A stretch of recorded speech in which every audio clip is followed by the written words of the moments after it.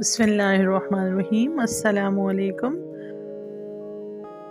امید سحر کے plate form سے ڈاکٹر رقیہ ریاض الصالحین کی حدیث باب الصبر لے کر آپ کی خدمت میں حاضر ہے۔ اللہ تعالیٰ ارشاد فرماتے ہیں، اے ایمان والو، صبر کرو اور دشمن کے مقابلے میں ڈٹے رہو۔ آل عمران۔ اللہ تعالیٰ فرماتے ہیں، اور ضرور بالضرور ہم تم کو آزمائیں گے، کچھ خوف اور بھوک اور مالوں اور جانوں اور پھلوں کی کمی کے ساتھ، اور صبر کرنے والوں کے لیے خوشخبری ہے۔ البقرہ کی یہ آیت ہے۔ اللہ تعالیٰ فرماتے ہیں، بلا شبہ صبر کرنے والوں کو ان کا اجر بلا حساب دیا جائے گا۔ الزمر کی آیت ہے۔ اللہ تعالیٰ نے فرمایا، اور البتہ جس نے صبر کیا اور بخش دیا، بے شک ہمت کے کاموں میں سے ہے۔ الشورى کی یہ آیت ہے۔ اللہ تعالیٰ کا فرمان ہے، تم صبر اور نماز سے مدد حاصل کرو، بے شک اللہ تعالیٰ صبر کرنے والوں کے ساتھ ہے۔ البقرہ۔ اللہ تعالیٰ کا ارشاد ہے، اور ضرور بالضرور ہم تم کو آزمائیں گے، حتیٰ کہ ہم ظاہر کر دیں تم میں سے مجاہدین کو اور صبر کرنے والوں کو۔ محمد آیت صبر کے حکم اور فضیلت میں بہت کثرت سے معروف ہیں۔ حضرت ابو مالک حارث بن عاصم اشعری رضی اللہ تعالی عنہ روایت کرتے ہیں کہ رسول اللہ صلی اللہ علیہ وآلہ وسلم نے فرمایا، پاکیزگی اور طہارت ایمان کا حصہ ہے، اور الحمدللہ میزان عمل کو بھر دیتا ہے، اور سبحان اللہ اور الحمدللہ میزان کو بھر دیتے ہیں۔ تملانی کا لفظ فرمایا کہ تملأ ما بین السماوات والارض کے لفظ فرمائے آسمان اور زمین کے مابین خلا کو بھر دیتے ہیں۔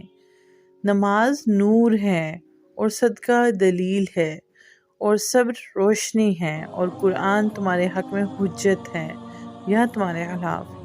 ہر شخص صبح سویرے اپنے نفس کو بیچنے والا ہے، اور پھر اس کو آزاد کرنے والا یا ہلاک کرنے والا ہے۔ مسلم نے یہ روایت کی ہے۔ حضرت ابو سعید سعد بن مالک بن سنان خضری رضی اللہ تعالی عنہ سے روایت ہے کہ انصار کے بعض لوگوں نے آپ صلی اللہ علیہ وآلہ وسلم سے کچھ سوال کیا۔ آپ صلی اللہ علیہ وآلہ وسلم نے ان کو دے دیا۔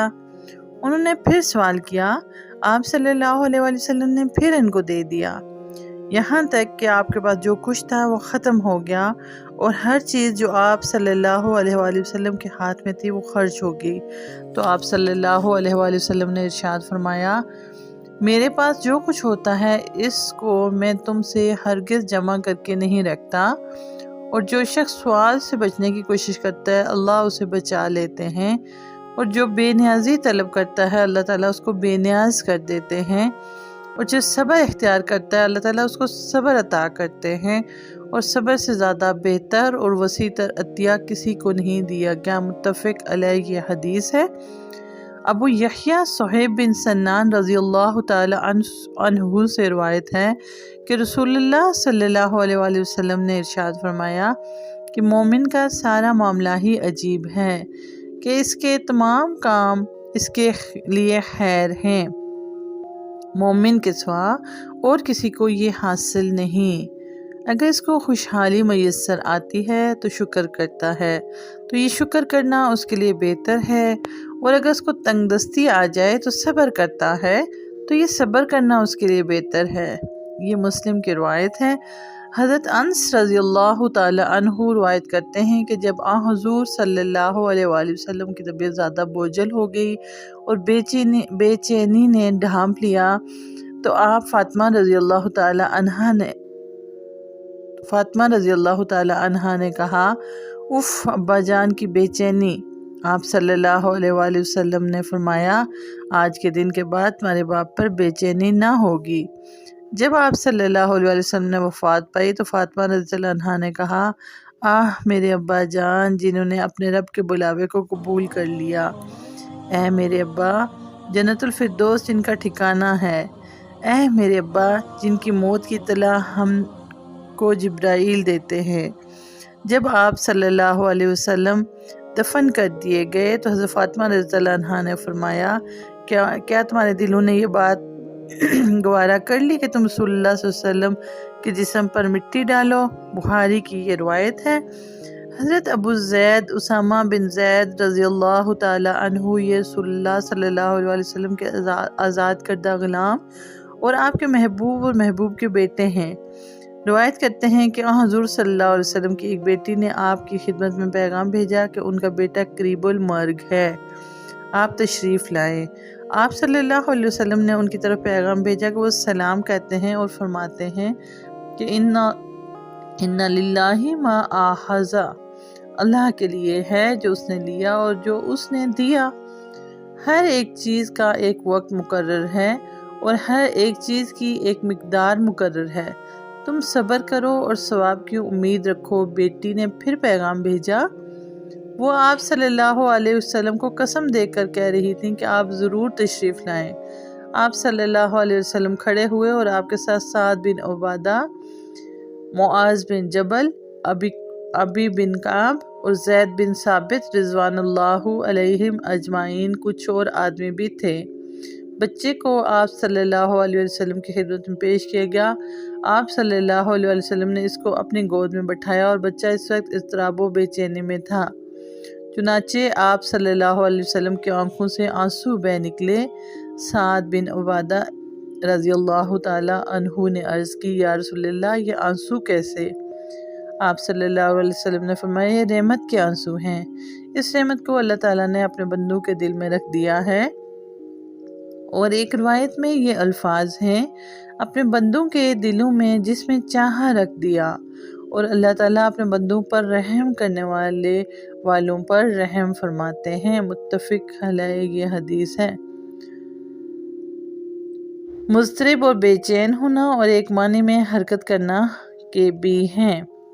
حضرت صہیب سے روایت ہے کہ رسول اللہ صلی اللہ علیہ وسلم نے ارشاد فرمایا، تم سے پہلے لوگوں میں ایک بادشاہ تھا، اس کا ایک جادوگر تھا۔ جب جادوگر بوڑھا ہو گیا تو اس نے بادشاہ کو کہا، میں بوڑھا ہو گیا ہوں، میرے پاس ایک لڑکا بھیجو جس کو میں جادو سکھا دوں۔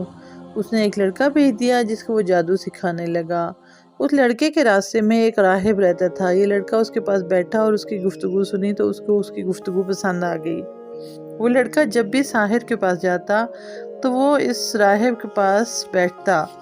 جب وہ ساحر کے پاس جاتا تو وہ اس لڑکے کو مارتا۔ اس لڑکے نے راہب کو شکایت کی تو راہب نے کہا، جب ساحر کا ڈر ہو تو کہنا میرے گھر والوں نے روک لیا، اور جب گھر والوں کا ڈر ہو تو کہنا مجھے ساحر نے روک لیا۔ معاملہ اس طرح چلتا رہا تاآن کہ اس لڑکے کا گزر ایک دن ایک بڑے جانور پر ہوا جس نے لوگوں کا راستہ روکا ہوا تھا۔ لڑکے نے دل میں کہا، آج میں معلوم کروں گا کہ ساحر افضل ہے یا راہب۔ اس نے ایک بڑا پتھر اٹھایا اور اس طرح کہا، اللہم ان کان امر الراہب احب الیک من امر الساحر فاقتل ہذہ الدابہ۔ اے اللہ، اگر آپ کو جادوگر سے راہب کا معاملہ زیادہ پسند ہے تو اس جانور کو اس پتھر سے ہلاک کر دیں تاکہ لوگ گزر سکیں۔ چنانچہ اس نے پتھر مارا اور اس کو ہلاک کر دیا اور لوگ گزر گئے۔ پھر وہ راہب کے پاس آیا اور اس کو اس واقعہ کی اطلاع دی۔ راہب نے اسے کہا، اے بیٹے، آج تو مجھ سے افضل ہے، تیرا معاملہ جہاں تک پہنچ گیا میں اس کو دیکھ رہا ہوں، تمہیں عنقریب آزمائش میں ڈالا جائے گا۔ اگر تمہیں آزمائش میں ڈالا جائے تو میری اطلاع نہ دینا۔ اور یہ لڑکا مادرزاد اندھے اور کوڑی کو بحکم خدا درست کرتا اور لوگوں کی تمام بیماریوں کا علاج کرتا۔ بادشاہ کا ایک ہم مجلس اندھا ہو چکا تھا۔ وہ اس لڑکے کے پاس بہت سے عطیات لے کے آیا اور کہنے لگا، اگر تو نے مجھے شفا بخش دی تو یہ تمام عطیات تمہارے ہیں۔ لڑکے نے کہا، میں کسی کو شفا نہیں دیتا، شفا اللہ دیتے ہیں۔ اگر تم اللہ پر ایمان لاؤ تو میں اللہ تعالیٰ سے دعا کروں گا، وہ تمہیں شفا دے گا۔ چنانچہ وہ اللہ پر ایمان لے آیا، اللہ نے اس کو شفا دے دی۔ وہ بادشاہ کے پاس آیا اور اس طرح بیٹھ گیا جس طرح پہلے بیٹھا کرتا تھا۔ بادشاہ نے کہا، تمہاری بینائی تمہیں کس نے واپس کی؟ اس نے کہا، میرے رب نے۔ بادشاہ نے کہا، کیا میرے علاوہ بھی تیرا کوئی رب ہے؟ اس نے جواب دیا، میرا اور تیرا رب اللہ ہے۔ اس نے اسے گرفتار کر لیا اور اس کو سزا دیتا رہا، یہاں تک کہ اس نے لڑکے کا پتہ بتلا دیا۔ لڑکے کو لایا گیا۔ بادشاہ نے کہا، اے بیٹے، تیرا جادو یہاں تک پہنچ گیا کہ تو مادرزاد اندھوں اور کوڑیوں کو درست کرتا ہے اور فلاں فلاں کام کرتا ہے۔ اس نے کہا، میں کسی کو شفا نہیں دیتا، بے شک میرا اللہ شفا دیتا ہے۔ چنانچہ بادشاہ نے اس کو پکڑ لیا اور اس کو سزا دیتا رہا، یہاں تک کہ اس نے راہب کا پتہ بتا دیا۔ پھر راہب کو لایا گیا اور اس کو کہا گیا کہ تو اپنے دین سے پھر جا، مگر اس نے انکار کیا۔ بادشاہ نے آرا منگوا کر اس کے سر کو آرے سے 2 حصوں میں کاٹ دیا۔ پھر بادشاہ کے ہم مجلس وزیر کو لایا گیا، اس کو کہا گیا کہ تو اپنے دین سے پھر جا، اس نے انکار کر دیا۔ پس آرا اس کے سر پر رکھ کر اس کو چیر کر 2 ٹکڑے کر دیا گیا، چنانچہ اس کے دونوں ٹکڑے ادھر ادھر گر پڑے۔ پھر لڑکے کو لایا گیا، اس کو بھی کہا گیا تو دین سے پھر جا، اس نے انکار کر دیا۔ بادشاہ نے اس کو اپنے مصاحبین کی ایک جماعت کے سپرد کر کے حکم دیا کہ اس کو پہاڑ پر چڑھاؤ۔ جب تم پہاڑ کی بلند چوٹی پر پہنچ جاؤ تو پھر اگر یہ اپنے دین سے پھر جائے تو بہتر، ورنہ اس کو نیچے پھینک دو۔ وہ لوگ اس کو لے گئے اور پہاڑ پر چڑھایا۔ اس لڑکے نے دعا کی، اے اللہ، جس طرح آپ چاہیں ان کے مقابلے میں مجھے کافی ہو جائیں۔ پہاڑ پر لرزہ طاری ہوا جس سے وہ تمام لوگ گر پڑے اور لڑکا صحیح سلامت چلتا ہوا بادشاہ کے پاس واپس آ گیا۔ بادشاہ نے اس سے کہا، تیرے ساتھیوں کا کیا ہوا؟ اس نے جواب دیا، اللہ میری طرف سے ان کے لیے کافی ہو گیا۔ اس نے پھر اس کو اپنی ایک خصوصی جماعت کے سپرد کیا، ان کو ہدایت کی کہ اس کو کشتی میں سوار کرو اور سمندر کے درمیان میں لے جا کر پوچھو، اگر یہ دین سے پھر جائے تو بہتر، ورنہ سمندر میں پھینک دو۔ چنانچہ وہ اس کو لے گئے۔ اس لڑکے نے دعا کی، اے اللہ، جس طرح آپ چاہیں ان کے مقابلے میں میرے لیے کافی ہو جائیں۔ چنانچہ کشتی الٹ گئی اور وہ سب ڈوب کر مر گئے۔ لڑکا پھر چلتا ہوا بادشاہ کے پاس واپس پہنچ گیا۔ بادشاہ نے سوال کیا، تیرے ساتھیوں کا کیا معاملہ ہوا؟ اس نے کہا، اللہ تعالیٰ ان تمام کے لیے میری طرف سے کافی ہو گیا۔ پھر اس نے بادشاہ کو مخاطب ہو کر کہا، تو مجھے ہرگز قتل نہیں کر سکتا جب تک وہ طریقہ اختیار نہ کرے جو میں کہتا ہوں۔ بادشاہ نے کہا، وہ کیا ہے؟ اس نے کہا، تمام لوگوں کو وسیع میدان میں جمع کر مجھے سولی دینے کے لیے ایک کھجور کے تنے پر چڑھاؤ اور ایک تیر میرے تھیلے میں سے لے کر اس کو کمان میں رکھ کر اس طرح کہو، بسم اللہ رب الغلام، میں اس اللہ کے نام سے جو اس لڑکے کا رب ہے تیر مارتا ہوں، پھر مجھے تیر مارو۔ جب تم اس طرح کرو گے تو مجھے قتل کر سکو گے۔ پس بادشاہ نے لوگوں کو ایک وسیع میدان میں جمع کیا اور تیر کو کمان میں رکھا اور پھر کہا، بسم اللہ رب الغلام، اور تیر اس کی طرف پھینک دیا۔ تیر اس لڑکے کی کن پٹی پہ جا لگا۔ لڑکے نے اپنا ہاتھ اپنی کن پٹی پر رکھا اور مر گیا۔ لوگ اس پر پکار اٹھے، ہم اس لڑکے کے رب پر ایمان لاتے ہیں۔ پھر ان لوگوں کو بادشاہ کے پاس لایا گیا اور بادشاہ کو بتلایا گیا کہ تو جس چیز سے خطرہ محسوس کرتا تھا وہ خطرہ تجھ پر منڈلانے لگا۔ لوگ تو ایمان لے آئے۔ چنانچہ بادشاہ نے حکم دیا کہ گلیوں کے کناروں پر خندقیں کھودی جائیں۔ وہ کھودی گئے اور خندقوں میں آگ بھڑکا دی گئی۔ بادشاہ نے حکم دیا کہ جو اپنے دین سے نہ پھرے اس کو آگ میں جھونک دیا جائے، یا اس کو کہا جائے کہ تو اس آگ میں گھس جا۔ پھر انہوں نے اسی طرح کیا، حتیٰ کہ ایک عورت آئی جس کے ساتھ اس کا بچہ تھا، وہ آگ میں گرنے سے کچھ ہچکچائی۔ لڑکے نے اس کو آواز دی، اے اماں، تو صبر کر، تو حق پر ہے۔ یہ مسلم کی روایت ہے۔ پہاڑ کی بلندی، ایک قسم کی کشتی، کھلی جگہ، چٹیل کھائی نالا، بھڑکائی گئی آگ اور توقف کیا بزدلی دکھائی، یہ سب واقعات اس حدیث میں بیان ہوئے ہیں۔ حضرت انس رضی اللہ عنہ روایت کرتے ہیں کہ حضور صلی اللہ علیہ وسلم کا گزر ایک عورت کے پاس سے ہوا جو قبر پر بیٹھی رو رہی تھی۔ آپ صلی اللہ علیہ وسلم نے فرمایا، تو اللہ سے ڈر اور صبر کر۔ اس نے کہا، مجھ سے ہٹ جاؤ، تمہیں میری والی مصیبت نہیں پہنچی اور نہ تم اس کو جانتے ہو۔ اس عورت نے آپ صلی اللہ علیہ وسلم کو نہ پہچانا۔ جب اس کو بتلایا گیا کہ وہ حضور صلی اللہ علیہ وسلم ہیں تو حضور صلی اللہ علیہ وسلم کے دوبارہ پر حاضر ہوئی اور وہاں کسی دربان کو نہ دیکھا تو کہنے لگی، میں نے آپ صلی اللہ علیہ وسلم کو پہچانا نہیں۔ آپ نے فرمایا بلا شبہ صبر جو قابل اجر ہے وہی ہے جو تکلیف کے آغاز میں کیا جائے۔ متفق علیہ۔ مسلم کی روایت میں یہ الفاظ زائد ہیں کہ وہ اپنے بچے کی قبر پر رو رہی تھی۔ حضرت ابو ہریرہ رضی اللہ عنہ سے روایت ہے کہ رسول اللہ صلی اللہ علیہ وسلم نے ارشاد فرمایا کہ اللہ تعالیٰ فرماتے ہیں میرے اس مومن بندے کے لیے جس کی دنیا میں سب سے زیادہ محبوب چیز میں لے لوں، پھر وہ اس پر ثواب کی نیت کرے، اس کا بدلہ سوائے جنت کے اور کچھ نہیں ہے۔